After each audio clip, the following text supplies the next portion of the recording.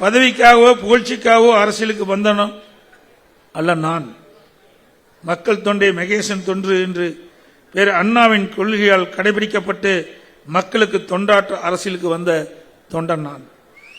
எனக்கு எந்தவித தனிப்பட்ட கருத்தும் நிலைப்பாடும் கிடையாது. ஜாதி மத வேறுபாடிற்கு அப்பாற்பட்டு தமிழனாக இந்தியனாக யாதும் ஊரே யாவரும் கேளீர் என்ற இயல்பாகவே வாழ்ந்து வரும் நான் எல்லோருக்கும் சமநீதியும் சம பாதுகாப்பும் சம உரிமையும் கிடைக்க வேண்டும் என்று உளமாற நினைப்பவன் நான். எண்ணிக்கையில் குறைவாக உள்ள சிறுபான்மையினரை பாதுகாத்து அரவணைத்து அன்பு செய்வதை நான் தலையாய கடமையாக கொண்டு பொது வாழ்வில் ஈடுபட்டிருக்கும் நான் என்றைக்கும் உங்களுக்கு துணையாக இருப்பேன் என்று தெரிவித்துக் கொள்கின்றேன். எனது அரசியல் பயணம் ஒரு நதியின் பயணத்தை போன்றது.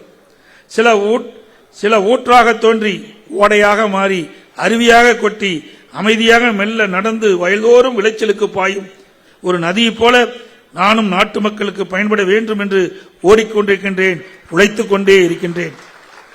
புரட்சித் தலைவர் எம்ஜிஆர், புரட்சித் தலைவி அம்மா ஆகிய இருவரும் தலைவர்கள் இஸ்லாமிய பெருமக்களுக்கு துணை நின்றது போல் நாங்களும் உங்களுக்கு என்றும் துணை நிற்போம்.